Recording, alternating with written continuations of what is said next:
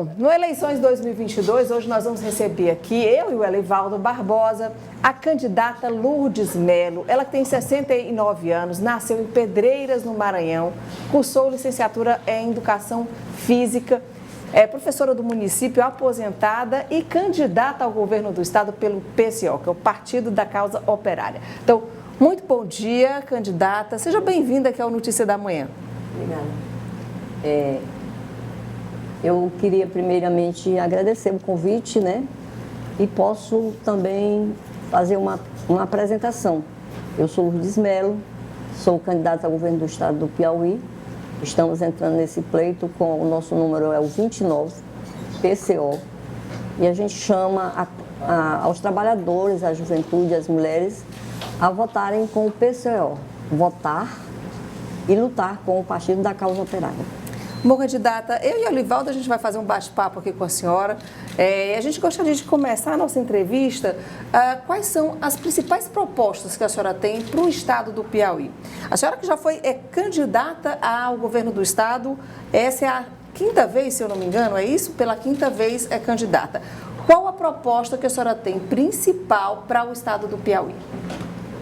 Na verdade, a gente não cria a expectativa e a ilusão de que a gente possa, num passo de mágica, apresentar a proposta e que ela se coloque em prática. As eleições é apenas um momento que a população está focada, né, nos debates com relação à própria eleição e à luta pelas suas necessidades básicas, que a gente participa. Mas eu quero dizer que nós estamos convivendo numa eleição conturbada, uma situação que deveria, no momento, ela é tensa na medida que a gente sabe que uma eleição, mesmo a gente tendo propósito e propostas claras, mas são de lutas. Nós estamos vivendo numa situação de derrame de dinheiro. A decisão dessas eleições, ela é desigual. O financiamento, nós temos que o chefe do poder executivo, né, mantém o problema do congelamento dos recursos para a educação, e sendo a educação uma das pautas de nossas lutas, nós temos esse problema, porque o governo Bolsonaro, além disso, nós temos o ministro, né, o ministro da Casa Civil também o Ciro Nogueira, né? Ciro Nogueira, ele é um assessor direto, né, de onde há a caixa, o dinheiro. E tem a questão do bloqueio das contas com o orçamento secreto. Então, a eleição, ela é difícil você ter uma perspectiva, porque o dinheiro está correndo frouxo, e aí, como é que nós vamos, numa eleição dessa, acreditar que vai melhorar a educação?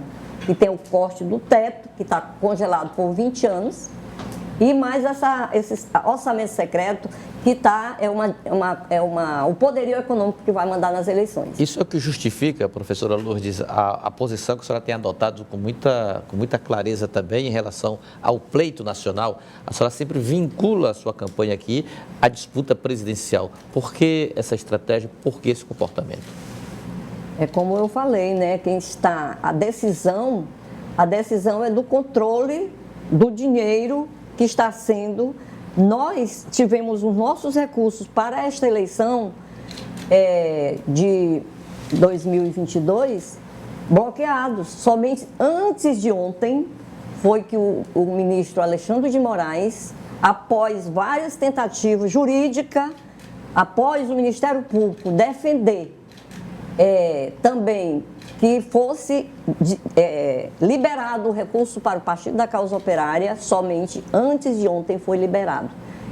Houve a ingerência da advocacia, do próprio partido, conversas, então é eles quem determinam. Vai influenciar a sua campanha aqui, a liberação desses recursos, professora? Sim, nós ainda não fizemos o nosso material, ainda não está... nós não estamos, porque o dinheiro entrou agora recentemente, então isso atrapalha, quer dizer, é um ataque muito grande ao PCO. Ou ao seja, a partido da senhora, Casa com Branca. menos de um mês da campanha, não tinha nenhum dinheiro para fazer o material publicitário. Isso mesmo, e aí por isso a gente coloca que a dinheirama, mas quem manda nas eleições é quem tem dinheiro para é o poderio econômico, é quem tem dinheiro para bancar sua campanha. E o nosso, que é o último dos valores destinado em recursos para a eleição, ficou bloqueado esse tempo todo. Mas nós sempre fazemos a nossa campanha também paralela. Nós estamos vendendo um bônus com caráter eleitoral, pedindo a contribuição da população. Para isso, é uma alternativa que a gente já tem também para conduzir essa eleição. Bom, professora, eu vou insistir na pergunta em relação a propostas. Qual a sua proposta, por exemplo, para a questão da saúde no estado do Piauí? É sabido que o estado do Piauí, ele é uma referência na saúde, mas o acesso à saúde pública é para quem tem dinheiro. São filas enormes no SUS para os atendimentos especializados.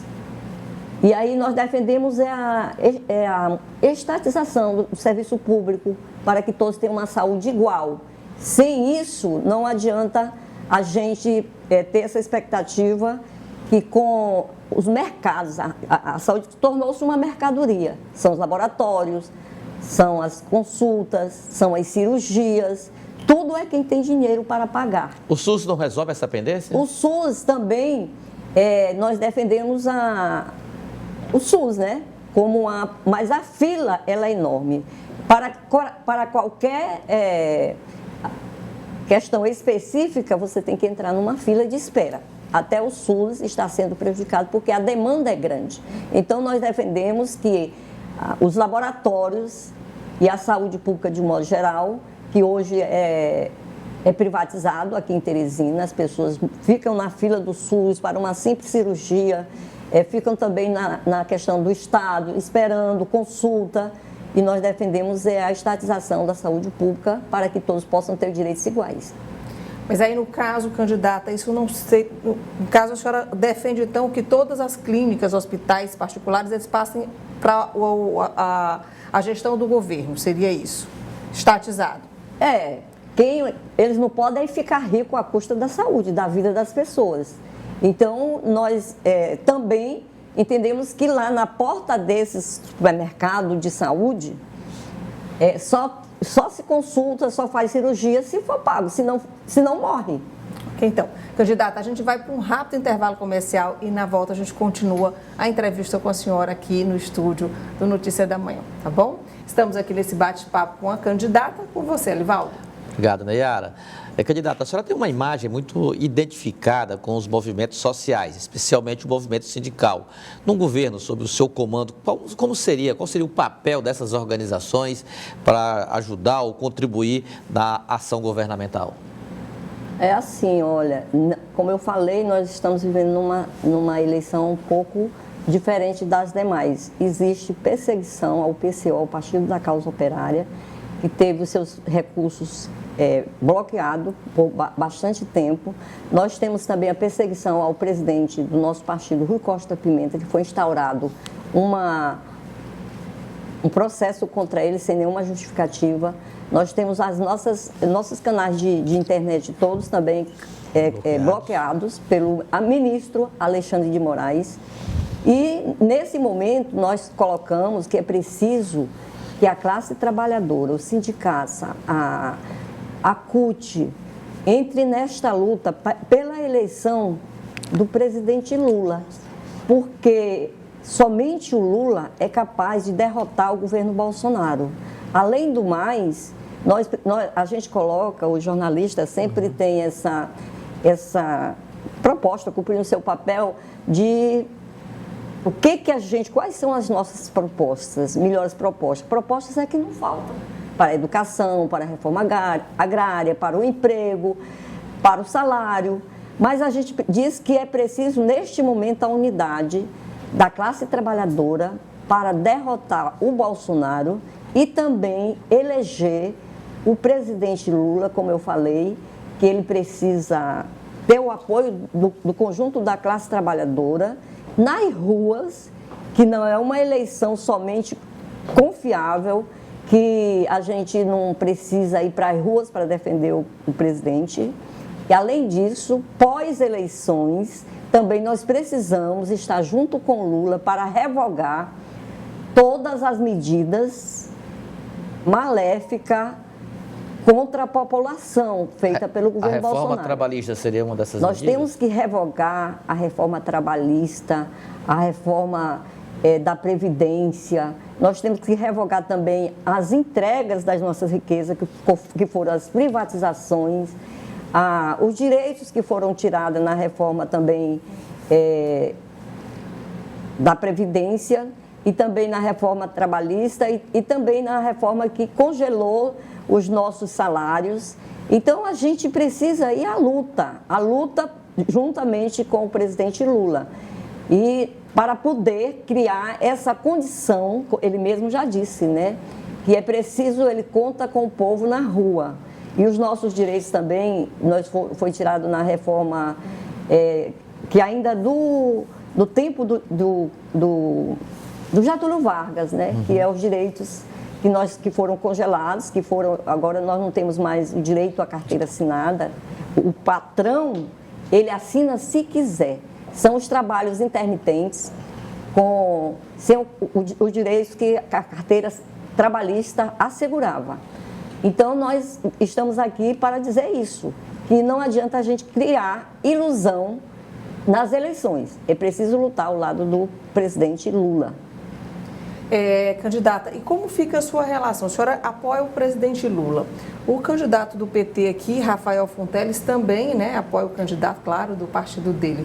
Como é essa relação entre a senhora e o outro candidato, diante dos dois com o mesmo candidato à presidência? O PCO, ele defende o Lula, mas com programa próprio de luta. Não concorda com essa aliança que o Lula escolheu, né, o Alckmin.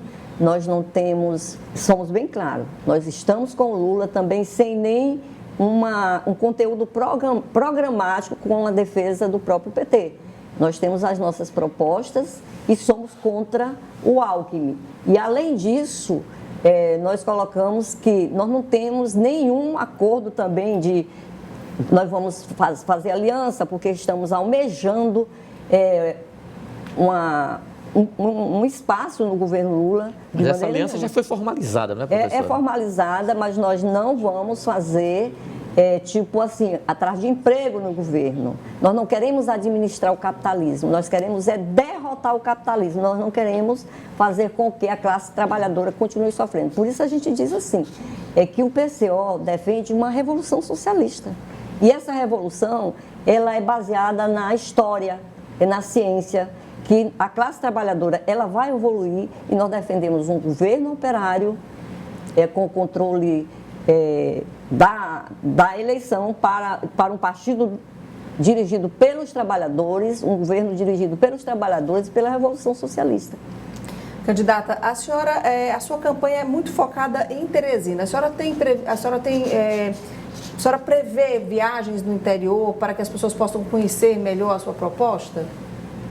São 224 municípios.